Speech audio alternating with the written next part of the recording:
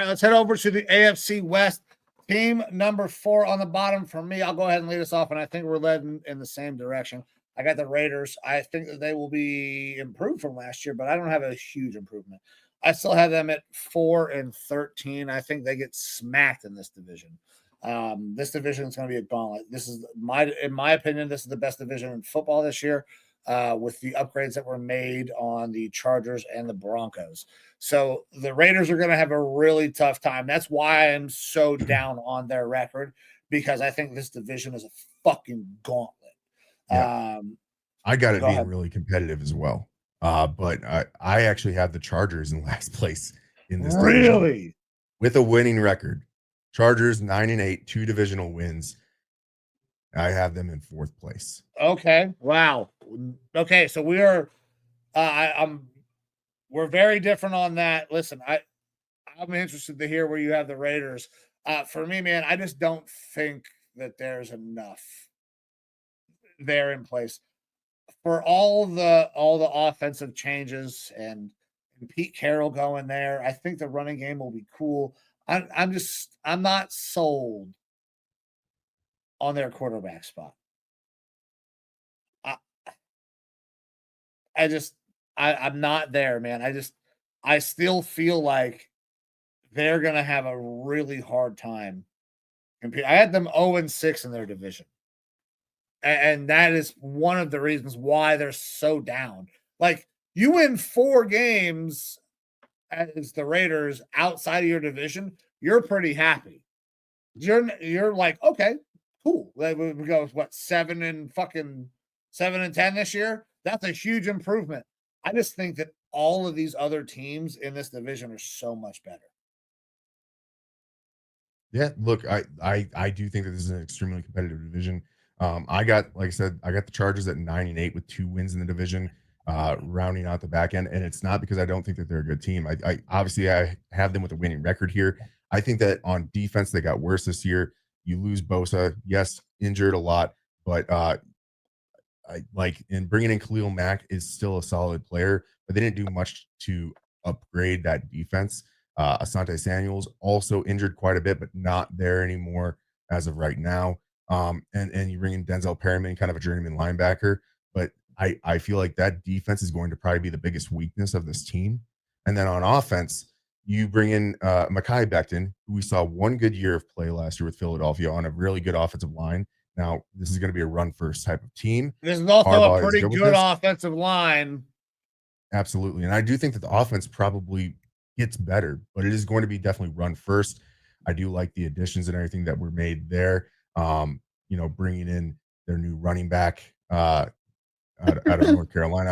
I love that pickup for him in Amari and Hampton, but I'm not completely sold on the other moves. I do think that you need a little bit more balance. I like Justin Herbert a lot, but I still don't think that he has enough offensive weapons. You also run into Tyler Conklin at tight end, but the Vikings drafted him, played him a lot. I liked him, but I liked him as a second tight end. He kind of got that lead job in New York and didn't do a whole lot with it. And now he's probably the lead tight end there in LA. And I don't think that it's going to be much of a needle mover there as well. I think that if you want to make full use of Justin Herbert and his talents, which we haven't really gotten to see that yet, you need to bring in better receiving talent. Trey Harris doesn't do it for me in the draft either. Like, he's a little bit of a one-hit type of deep guy to me. So I think that while this team is going to be good offensively running the game, they're going to be sound offensively. I don't think they're going to have the passing attack to keep up with some of those higher scoring offenses like you can see from the Chiefs or other AFC teams. And then the defense, to me, just doesn't feel like it's going to be great this year. I think it's going to be bottom half of the league. So I don't know if they're going to be able to keep up in games. Okay. All right. So we disagree on the Chargers, is what I'm getting. The sense I'm getting for now. Let's go ahead and move on to team 3. For me, team 3, 6th team in the playoffs at a good fucking record. 12-5. I got the Broncos 12-5, 3-3 in their division, 6th team in the playoffs. I think that this team is so good defensively that they're gonna see probably a little bit of a regression from Bo Nix. but they're gonna keep enough points off the board that they won't have to go crazy. Like this offense will find a way to get enough because this defense is going to be so fucking good for Denver. Like it is going to be the most stacked secondary possibly that we have seen in the NFL in quite some fucking time, dude. They could put up insane, like record breaking pass yards allowed numbers, I think. They'll get pressure too. So I like this Denver team 12-5. The only reason that they're the sixth team is because I have the Chargers also 12-5, but a better divisional record. All right. For me, my third team is that Raiders team. I also have them 9-8. Same as the Chargers. Okay. But they had 3 wins in the division, so they technically place higher. I do not have the Raiders making the playoffs, but again, 9-8. Again, every team in this division gets a winning record. I think that bringing Pete Carroll in, despite the fact that he is old as fuck, is going to be a better coaching job, better coaching staff than they had previously with Antonio Pierce. Don't want to knock on him too much, but I think that obviously that role wasn't correct for him yet. And that, you know, there was probably a little bit of the players leading the team rather than the coach leading the team, which can cause some situations. Yes, they bring in Ashton Genty. I think that is like perfect, ideal for Pete Carroll. Geno Smith, very, very good statistically in the regular season. He's kind of like the Dak Prescott, equivalent there. But he's not going to necessarily be great in the playoffs. But that's going to boost that team. You're going to see a big boost from their tight end and Brock Bowers this year, possibly Michael Mayer as well, if they're going to be running. Yeah, they can't move him. They have nobody's even inquired about him as far as I've seen. Well, so there was talks about him possibly being a target for the Dolphins after they traded away Johnny Smith. And the Raiders pretty quickly came out and said no, that they weren't interested. I think that they brought in some decent depth or veteran players and free agency as well with the Raiders. That's going to make them better. And a pretty decent draft. Ashton Genty, again, I think that he is a big needle mover for that team, fits perfectly for the scheme that Carroll's going to try to run. He gets a quarterback that knows how to run his offense and play for him. Jack Besh, I'm not a super high on, but I think that he's at least in a good number 2 style receiver for them out there. Darian Porter at cornerback, I think, the world of him. I think that he could be a fantastic cornerback, and they need, that's the biggest weakness on this team is the defensive backfield. I think that this team improves. I think that they are a winning team, but I don't see them any better than that kind of 9-8 record. We'll see how long Pete Carroll will really last there, because I mean, the guy could die any day theoretically, even though he looks great for being like he does. If we keep fucking putting that out there in the universe, Evo. Look, I'm just saying, like, life's a bitch, and the guy is like 102 years old. So I hope that he has a long run there, and I think that they're going to be moving in a positive direction. Good leadership on the team, some really good acquisitions, especially in Genty. Genty's a big, again, needle mover for me with them, but I got them going 9-8 with 3 wins in the division. All right, 9-8 with 3 wins in the division. Interesting. All right. My second place team here, Kansas City Chiefs. Oh wow! A lot of the Schenefeld family, the Amber side of the family, is gonna be very happy the way this shakes out. Yeah. So and my wife also, I'm sure, is also very happy. Yeah. Oh yeah, your now wife. Yeah, my wife. Hi, pretty lady. Which, by the way, I love her to death. But whenever I say that, she like doesn't get the reference. She's never seen Borat. Really? My wife. Yeah. She doesn't get it. But either way, I got the Chiefs going 10-7 this year. So 1 win better than the Raiders, 1 win better than the Chargers. I got them at 10-7, making the playoffs. Obviously, Patrick Mahomes led team, really good all the time. Andy Reid always does a good job. This is less about them taking a step back and more about this division is just very fucking good. And they're still a playoff team. Like, I'm not sure I feel great about the running back situation there. I love, I'm not going to be Royal, the receiver. that they got, I think, is going to Jalen Royal. surprise. He's going to surprise the fuck out of everyone. I think that he comes out this year as the number one receiver on that team. Um, he's not like a Tyreek Hill or anything like that. I think that he's going to be a perfect type of receiver for Patrick Mahomes. So fantasy implications out there for everybody. Jalen Royal is I expect big things from him this year. Wide receiver group's a lot better than it was last year. A lot better. But because they're healthy. And they got some one's in decent running jail. backs up there. Yet. So I got the Chiefs going 10-7. And it's mostly because they're still a really good team, one of the best quarterbacks in the game, but they are playing a unrelenting schedule in a very tough division. Okay. All right. So you are very middling on these teams. I have this AFC West just fucking being dominant. My second team, I have the Chargers at 12-5, 4-2 in the division. I actually really like what this team did. I think they made upgrades at offensive line because it was already a pretty good offensive line.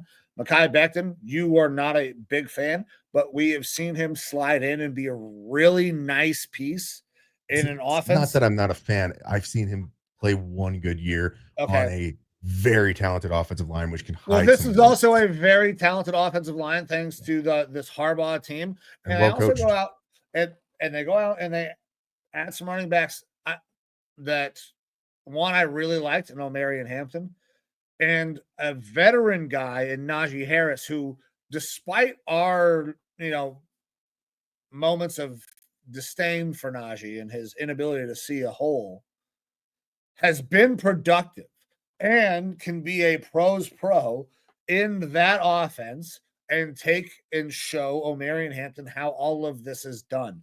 Their offense could be really, really nice with those two guys, because both of those dudes have proven they can carry the rock a lot. Now, obviously, Omarion at a lower level in college, but with almost 400 touches last year he had between rushes and carries, or rushes and receptions. So completely capable of carrying an offense, and those two guys working together, I think, has a chance to be really nice. You would like to see another offensive, like a big time receiver weapon for Herbert, but they're still waiting for Quentin Johnson to kind of maybe take that role. I'm not taking that. It's not happening, but they're gonna give him at least this one more year to try to take that role. Yeah, look, that's the thing is, I think they're going to be a really good team. I think they're going to control the game via their ground game. I just don't think that I think the defense got worse, and I don't know that if teams start scoring on them that they're going to have the firepower to keep up with that when you need that in a passing league. Yeah, I understand that. I can completely understand the fact that if they need to put up points quickly, they will really struggle with that. There's going to be slow, methodical winning of games, grinded out type games. But I think that with this running game, they're really going to be able to do that again. They fucking did it last year with guys that have not proven nearly as much as the guy as Najee Harris has. And we are big fans of Omarion Hampton, so I don't want to put the cart before the horse, but I think that kid's got a chance to be really special. Yeah, for sure. So my first place team, of course, is the Denver Broncos. Yeah. I have them going 11-6 in the West. Again, we're seeing one game differences between the top three teams and theoretically the fourth team as well, with the Raiders and Chargers having the same record. Bo Nix, he's I think the biggest question mark on this team, and he proved last year by the end of the year that he is a pretty solid quarterback playing within the system, playing within that Sean Payton system. They're a better team at running back. They're a better team on offense in general. And like you already brought up, and I don't think I need to hammer home too much, their defense was outstanding last year and only got better. So that defense alone is going to keep the score low. And then you just have to see Bo Nix run the system. And that's about it. Like, that's why they're going to be such a good team this year, is because they're going to be able to keep the score low, and they're going to be able to run that Sean Payton system. Bo Nix, I don't think needs to do better than he did last year, and I don't know that he will do better than he did last year. You a lot of times see the second year slump from those rookie quarterbacks. I don't know that we saw peak Bo Nix last year, but I also don't think that we're going to see a whole bunch of difference. Like he's competent in running that offense. They've got some better weapons and some better targets out there. This Broncos team for me edging out here, getting that 11-6 record. All right.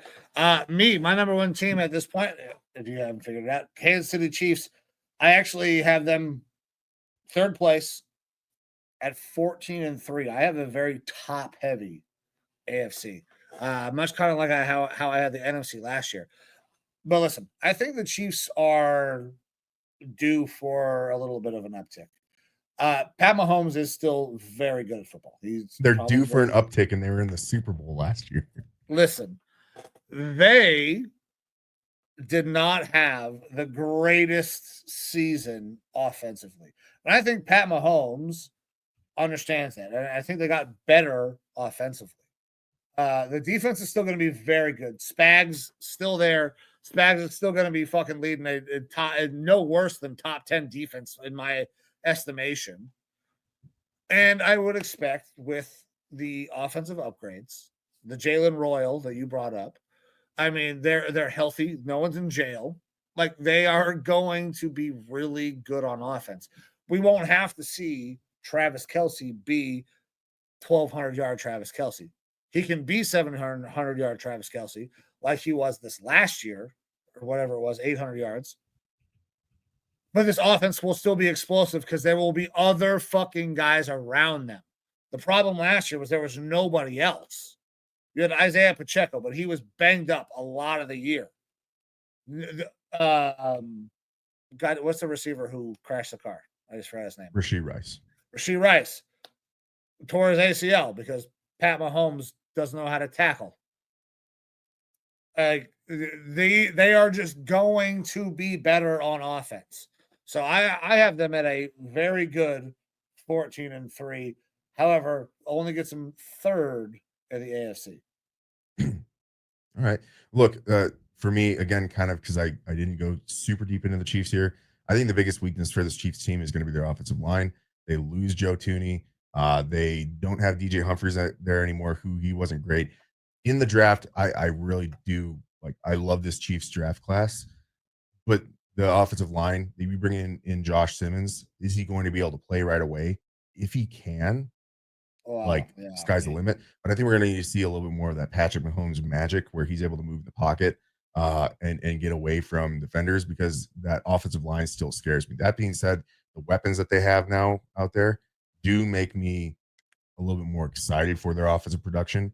Again, I'm going to keep banging the table for Jalen Royals, but they go out in the last round of the draft and they get Brashard Smith, who I think absolutely. Dude, I love that fucking kid as a running back, and they could use him at either spot, especially with the way Andy Reid draws shit up because he played running back, he played fucking wide receiver. That kid is explosive as shit. That is, you want to talk about a Percy Harvin clone? That kid, put the ball in his hands. He'll go find a way to score you a touchdown. And that's the thing is they already have Isaiah Pacheco, another 7th round pick that they were able to get a lot of production out of. They're going to be able to do the same with Brashard Smith. He's a different style of running back, but I love him being an addition to that backfield. He's going to fill that kind of Jerick McKinnon role for him that they were missing. You get Omar Norman-Lott, fantastic defensive lineman. I was really high on him. Ashton Gelati at defensive end. Noel Williams, a cornerback who I really liked. He's going to help support that defense. And Jeffrey Bassa, who is a good rotational linebacker, interior linebacker. I love their draft class. I think they got a lot of good value there. For me, the biggest thing with this Chiefs team is that offensive line. Is Patrick Mahomes going to still get all the calls that he normally gets from the refs to help him out there? Because I do think that they're going to see a lot of penetration. That's what she said. But they do make the playoffs for me. I actually have them as sixth seed. All right. So I have 3 teams from the West, AFC West, making the playoffs. I have Chiefs, Chargers, and Broncos all making it. Heavy division there. Yep. AFC West, one of the best divisions in football this year, I believe. Yep. In my opinion, the best division in football, especially based on the records that I have here.